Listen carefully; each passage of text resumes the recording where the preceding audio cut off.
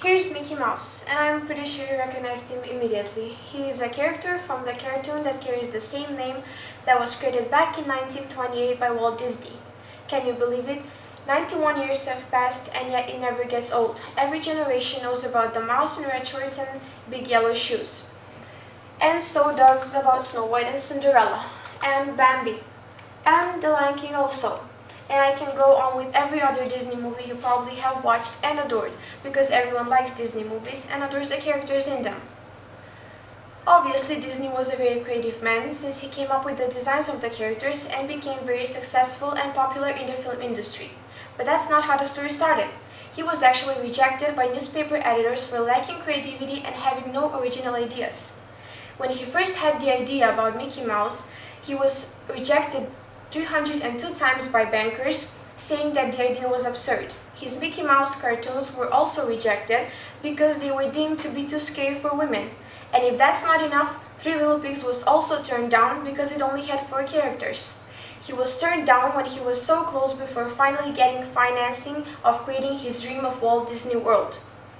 Now just imagine if Walt Disney had given up on his vision somewhere between the 2nd and the 299th rejection. What it would have been like for him going through all these rejections.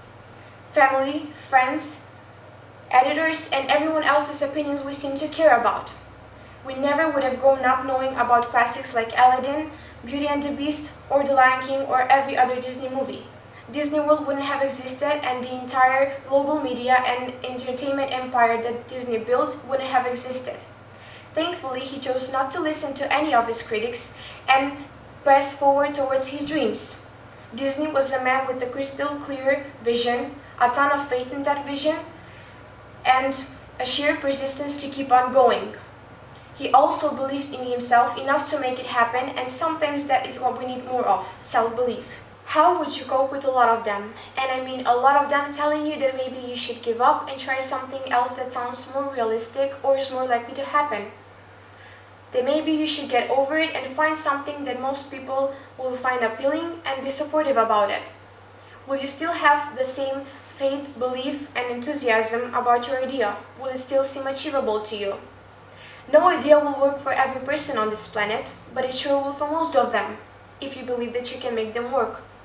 You have to just not think differently, but to also try new experiences and trust that you'll discover a way to make them work somehow. The biggest difference between those who stick to their ideas and succeed and those who are affected by other people's opinions at work, at school, in social interaction, or in life in general is that the first ones are determined to make the situation work for them rather than playing the role of a victim and searching for reasons why a situation won't work or be disappointed because their idea wasn't accepted. And I'm here to tell you that not everything is about intelligence, opportunities, or resources. It's the belief that we can make our goals happen. We all deal with vulnerability, uncertainty, and failure. But some of us think that if we move forward, we will eventually find a way to make our goals happen. And yes, no one guarantees that we will succeed right after, but we have nothing to lose except the opportunity to see what might happen next. How much of what you will achieve will mostly depend on how much you believe in your abilities. And yet most of us often lack self-belief in times when we need it the most.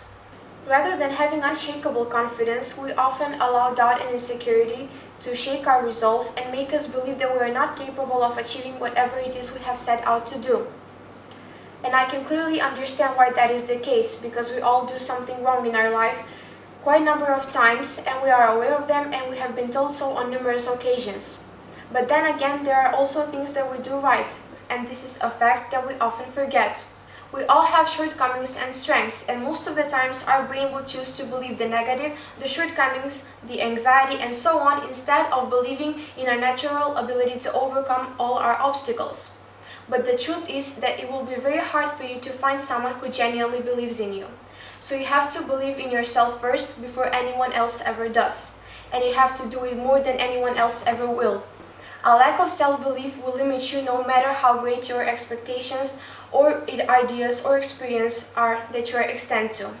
And as Walt Disney once said, all our dreams can come true if only we have the courage to pursue them. Thank you.